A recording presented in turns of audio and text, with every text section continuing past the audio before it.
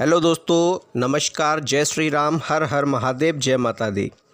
दोस्तों, नवरात्रि 2025 की शुरू होने वाली है, गुड़ी पड़वा आने वाली है और हिंदू नववर्ष भी शुरू होने वाला है। नवरात्रि यानी माता के सिद्धि प्राप्त करने के दिन, या ये कहें कि जिस समय माता स्वयं साक्षात पृथ्वी लोक पर वास करती हैं, और यही कारण है कि हर प्रकार की सिद्धि, हर प्रकार की शक्ति भी इसी लोक पर, पृथ्वी लोक पर विचरण करती है। और क्योंकि वह इतनी निकट होती है, इसलिए उसकी साधना बहुत ही सहज हो जाती है। बहुत ही आसानी से उस शक्ति को, उस सिद्धि को प्राप्त किया जा सकता है। लेकिन आप जानते होंगे, जो लोग जानकार हैं, या आपने अपने गुरु से सुना होगा, या आपने बड़े बुजुर्गों से सुना होगा कि जब शक्ति की साधना की जाती है तो उससे पूर्व भगवान शिव और भगवान बटुक भैरव और काल भैरव की उपासना पहले की जाती है। या ये कहें कि कोई भी शक्ति की सिद्धि प्राप्त करने से पहले बटुक भैरव की साधना आवश्यक होती है, बटुक भैरव की सिद्धि आवश्यक होती है। क्योंकि माता जब सिद्धि देने के लिए आती हैं, उससे पहले वे परिचय लेती हैं, वे कुछ एग्ज़ाम्स लेती हैं, वे व्यक्ति की परीक्षा लेती हैं, और तब वे इतने प्रचंड विकराल रूप में होती हैं कि कोई भी व्यक्ति उन्हें देखकर भय से मर सकता है, बहुत ज़्यादा भयभीत हो सकता है। इसके अतिरिक्त माता की योगिनियाँ, यक्षिणियाँ और डाकिनी, साकिनी सभी प्रकार की शक्तियाँ उस तपस्या को, साधना को भंग करने के लिए वहाँ विचरण करती हैं और तरह तरह के प्रपंच करती हैं। तब इन योगिनियों को, इन डाकनियों, साकनियों सभी को रोकने के लिए भैरव साधना बहुत आवश्यक होती है। और जो व्यक्ति भैरव साधना कर लेता है, उससे फिर कोई भय नहीं रहता। भैरव की कृपा से भय से वह मुक्त हो जाता है। उसे सभी प्रकार के भय, चाहे वो किसी भी प्रकार का भय हो, वह उस भय से उसे मुक्ति मिलती है, और फिर उसे कोई भी बाधा उसके बीच में और उसकी सिद्धि के बीच में नहीं आती है। दोस्तों, तंत्र साधना में शांति कर्म, वशीकरण, स्तंभन, विद्वेषण, उच्चाटन और मारण नाम के 6 तंत्र षट कर्म होते हैं। इसके अलावा 9 प्रयोगों का वर्णन मिलता है, जिनमें मारण, मोहनम, स्तंभनम, विद्वेषणम, उच्चाटनम, वशीकरणम, आकर्षणम, यक्षिणी साधना, रसायन क्रिया, तंत्र के ये 9 प्रयोग होते हैं। दोस्तों, सभी को करने के लिए अन्य कई तरह के देवी देवताओं की साधना की जाती है। अघोरी लोग इसके लिए शिव साधना करते हैं, शव साधना करते हैं और शमशान साधना करते हैं। बहुत से लोग भैरव साधना, नाग साधना, पैशाचनी साधना, यक्षिणी साधना या रुद्र साधना भी करते हैं। दोस्तों, अकाल मौत से बचाने वाली और धन संपत्ति प्रदान करने वाली बटुक भैरव साधना भी लोग करते हैं। भैरव की शिव का रुद्र अवतार माना गया है। तंत्र साधना में भैरव के 8 रूप भी अधिक लोकप्रिय हैं, जिसमें असितांग भैरव, रूरू भैरव, चंड भैरव, क्रोधोन्मत्त भैरव, भयंकर भैरव, कपाली भैरव, भीषण भैरव तथा संहार भैरव हैं।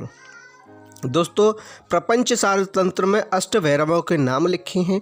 तंत्र शास्त्र में भी इनका उल्लेख मिलता है। इसके अलावा सप्तविंशति रहस्य में 7 भैरवों के नाम हैं।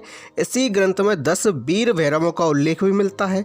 इसी से 3 बटुक भैरवों का उल्लेख होता है। रुद्रायमाल तंत्र में 64 भैरवों के नामों का उल्लेख है।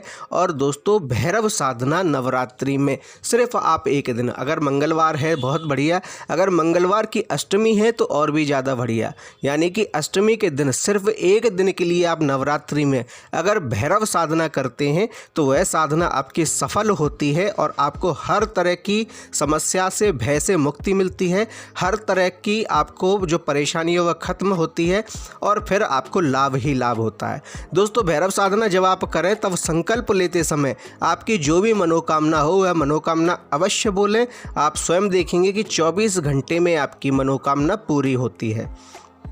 दोस्तों, महाकाल भैरव मृत्यु के देवता हैं और धन धान्य संपत्ति अधिष्ठाता भी माने जाते हैं। तो बाल भैरव की आराधना बालक के रूप में की जाती है। सदगृहस्थ प्राय बटुक भैरव की उपासना ही करते हैं, यानी कि आप अगर गृहस्थ जीवन में हैं तब आपको नवरात्रि के समय बटुक भैरव की साधना करनी चाहिए।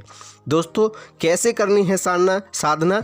बटुक भैरव जी तुरंत ही प्रसन्न होते हैं और माँ दुर्गा भी इनकी साधना से प्रसन्न होती हैं।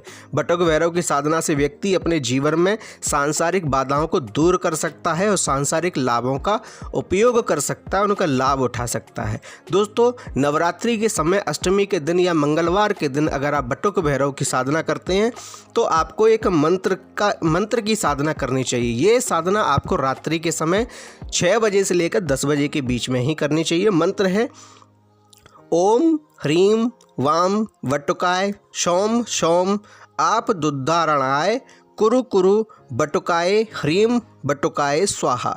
दोस्तों, इस मंत्र की 11 माला मंगलवार या अष्टमी के दिन, नवरात्रि के दिन आपको करनी चाहिए और इसका आपको तुरंत लाभ मिलता है। साधना के समय आपको कुछ सावधानियां अवश्य रखनी चाहिए, कुछ चेतावनियां भी होती हैं जो कि साधना के समय आपको ध्यान में रखनी चाहिए, अन्यथा प्रभाव विपरीत हो सकता है। ऐसा ही हो सकता है जैसे कि आप कोई बिजली का कार्य कर रहे हो तो बिजली से आपके बड़ी बड़ी मशीनें तो चलती हैं, लेकिन अगर आप कोई गलती करते हैं तो बिजली का झटका भी आपको लग सकता है। दोस्तों, बटुक भैरव का यंत्र लाकर उसे साधना के स्थान पर भैरव जी के चित्र के समीप रखना चाहिए। दोनों को लाल वस्त्र पर बिछाकर उसके ऊपर यथा स्थिति में रखना चाहिए। चित्र या यंत्र के सामने हार, फूल, थोड़े काढ़े उड़द चढ़ाकर उनकी विधिवत पूजा करके लड्डू का भोग लगाना चाहिए। दोस्तों, साधना 6 बजे से 10 बजे के बीच में ही करनी चाहिए, मंगलवार या अष्टमी के दिन। अगर मंगलवार की अष्टमी हो तो फिर बहुत ही अच्छा है और नवरात्रि में यह बहुत ज़्यादा इफ़ेक्टिव हो जाती है, बहुत जल्दी यह साधना पूरी होती है।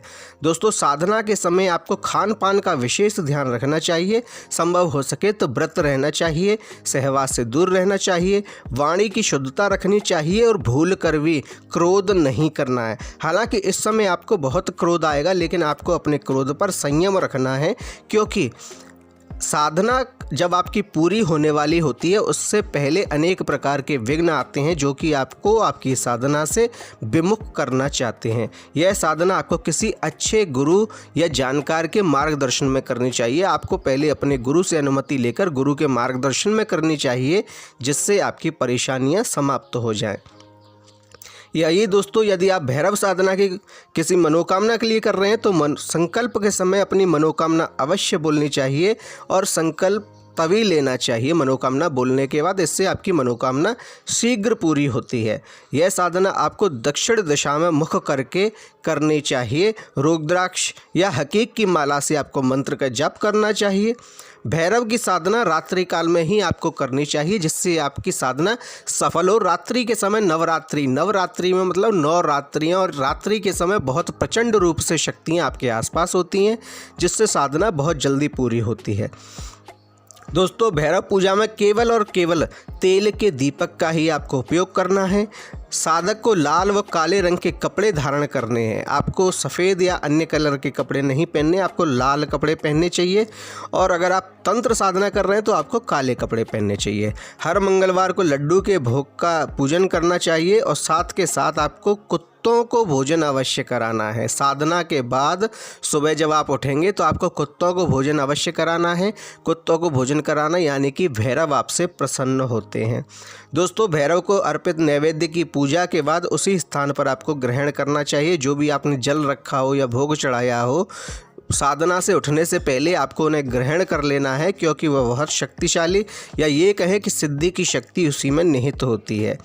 दोस्तों, भैरव की पूजा में दैनिक नैवेद्य दिनों के अनुसार किया जाता है। जैसे रविवार को चावल की और दूध की खीर, सोमवार को मोतीचूर के लड्डू, मंगलवार को घी गुड़ तथा गुड़ से बनी हुई लापसी, बुधवार को दही बूरा, गुरुवार को बेसन के लड्डू, शुक्रवार को भुने हुए चने, शनिवार को तले हुए पापड़, उड़द के पकौड़े या फिर जलेबी का भोग लगाया जाता है। दोस्तों, इस साधना से बटुक भैरव प्रसन्न होकर सदा साधक के साथ रहते हैं और उसे सुरक्षा प्रदान करते हैं, अकाल मौत से बचाते हैं।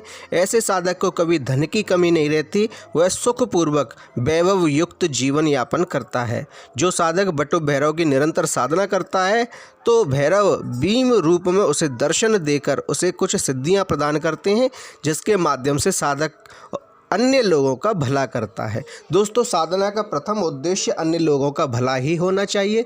परलौकिक भले के लिए अगर आप साधना करते हैं तो बटुक भैरव शीघ्र प्रसन्न होकर आपको सिद्धि अवश्य देते हैं। तो नवरात्रि में अगर आप सिद्धि प्राप्त करना चाहते हैं, आप भैरव सिद्धि प्राप्त करना चाहते हैं, तो आपको अष्टमी अथवा मंगलवार के दिन ये सिद्धि अवश्य करनी चाहिए।